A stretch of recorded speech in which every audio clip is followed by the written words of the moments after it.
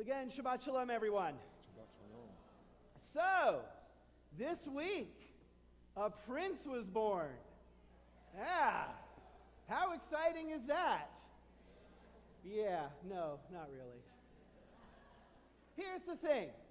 I have a certain proclivity towards princes and royalty for two reasons. First, for 46 years, my mother has told me I am a prince. And I've accepted that.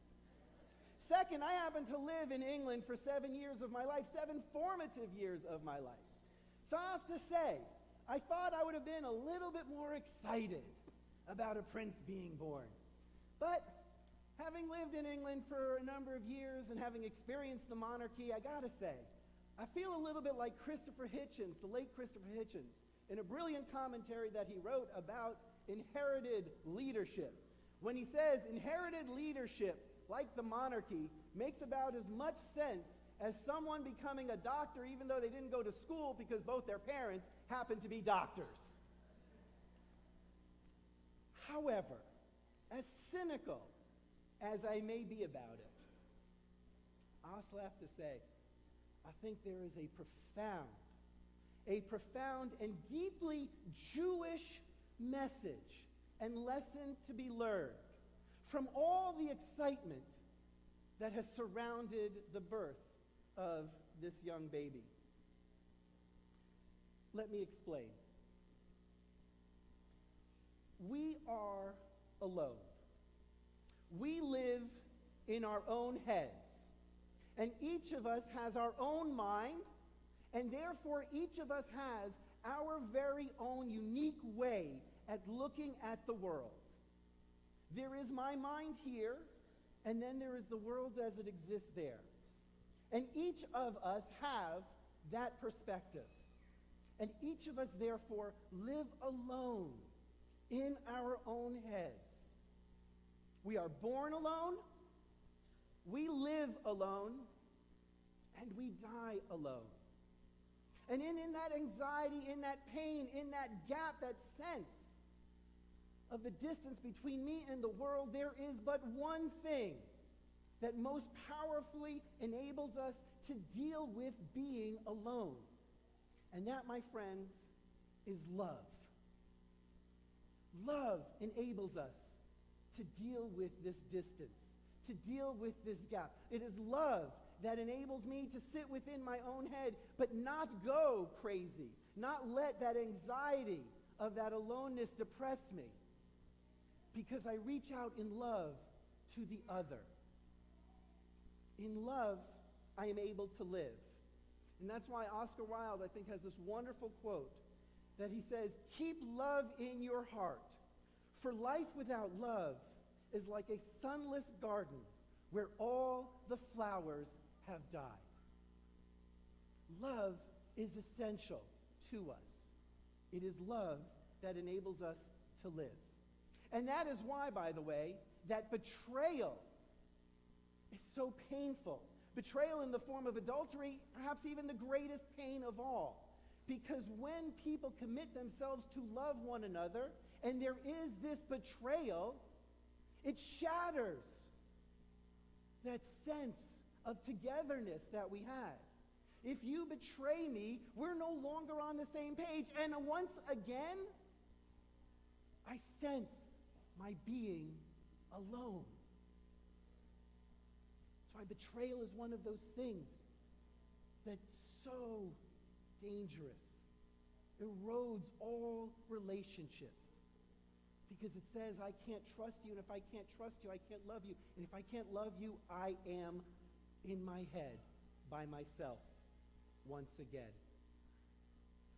Understanding how important love is in order for us to live, and understanding how powerful and dangerously destructive adultery can be, enables us to come back to that part of the Torah that I mentioned before. If you wish to follow along, you may do so, page 1052. We're looking at chapter 11, verse 13, which is also known as the second paragraph of the Shema. I mentioned before that the way that this is classically read is that of reward and punishment. If you do good, you get rewarded. If you do badly, you get punished. However, if we allow ourselves to focus on love, we realize that this is not talking about reward and punishment. That this is not talking about our requirement to observe all the commandments, and woe be to us should we not do so. On the contrary, I'd like to suggest that this paragraph is to be read in an entirely different way. Let's read together. It says here, if, this is now Moses speaking on behalf of God to the Israelites, if then you obey the commandments that I enjoin you this day. Okay, and this is where everyone says, oh, if you do it, you get rewarded. If you don't, you get punished. You have to do all the commandments. But again, it's not what it says, because look what it says right after. Loving the Lord your God and serving God with all your heart and with all your soul. Then I will grant you rain for your land in its season. And it goes on to list what we get. But what is the commandment we have to observe here? Is it all the commandments? No. It's very explicit. You don't have to observe all the commandments according to this. There is, in fact, but one commandment that matters. What is that commandment, my friends? If you love. That's what this is about. If you listen to my commandments. What is the commandment? It says it right there. To love the Lord your God. That's the commandment it's talking about. Because ultimately, at the end of the day, love of God is the commandment that the Torah is most concerned about. And I'll explain why in a moment. But for now, let's just understand. If the commandment to be observed is to love God, what is the effect of loving God? It's the same effect that it has when I love another human being. What's the effect of loving? I'm able to overcome my isolation. I'm able to overcome my sense of being alone. I'm able to flourish. My friends, what flourishes, metaphorically speaking and realistically speaking? Gardens, land, our lives. When this says, if you will listen to me and love the Lord your God, you will have rain. It's not talking about it literally, because I guarantee you there are plenty of times the Israelites said to themselves, hey, we did everything and it's a drought. Or we did everything and we're being punished. So let's not reduce them to some kind of mindless literalism that we don't accept for ourselves. This is not meant to be read that way. If you love, you will flourish. I will give you the rain. Why? Because in the very act of love, I am supported. I get what I need. I am nurtured. I am embraced. I am cared for in the act of loving someone else. That's how this paragraph is to be read. And that's why, if we don't love God but go after other gods, now in biblical worldview, to go after other gods, to worship other gods is akin to adultery. I have a covenant with God. It's like a marriage. If I go and worship other gods, that is from the Torah's point of view, to commit adultery. I am cheating on God.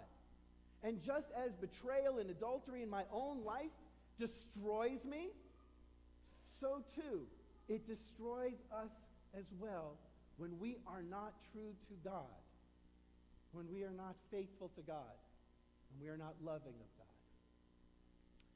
That is how I'd like to suggest this paragraph is to be read. But there's one question that we have to answer before I can conclude. And that is, what does it actually mean to love God? Because there are some people in this world who have, as far as I'm concerned, some pretty messed up notions about what this means. There's some people in this world who think that loving God means that I should kill other people.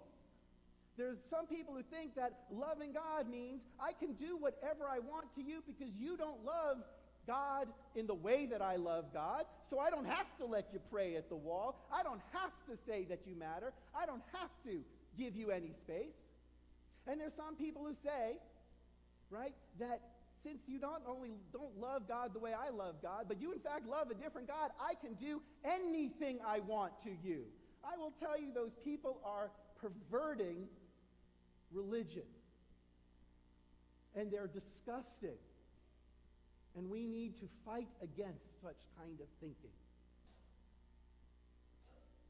The Torah is very clear about where God is to be found in this world. The Torah says it 2 times. It doesn't say that the whole world, right, is God. It doesn't say the trees are God, the rivers are God. It says there is one thing that is created in God's image. One thing, one place where we can find that last fleeting trace of the divine on earth, as the philosopher Emmanuel Levinas would say. The one place where you find the divine, according to the Torah itself, is in the face of the other person. Only human beings are created, b'tselem Elohim, in the image of God. And therefore we retain the greatest trace, the greatest sense of God's presence here on earth. And therefore to love God is to love one's fellow human being. And that doesn't mean you can kill them.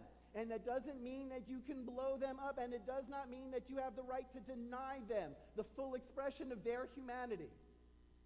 On the contrary, to love one's fellow human being is to embrace the fullness of who they are for all that they are, whether I agree with them or not. Doesn't mean I can't fight against, but I have to love. That is the core of the Torah. And to love God is to embrace one's fellow human being. We say in Jewish tradition that God is to be looked upon metaphorically as a king. We say it in blessings all the time, Melech HaOlam, the king of the earth. Well, if God is king, then my mother was right. I am a prince. But she was right, but not broad enough. Because if God is king and I'm a prince, then so are all of us. All of us are royalty. All of us are princes and princesses. All of us deserve to be given the same kind of joy and celebration that another prince got at the very beginning of this week. For that's what it is to love God, and that's what it is to be created in the image of God. Shabbat Shalom, everyone.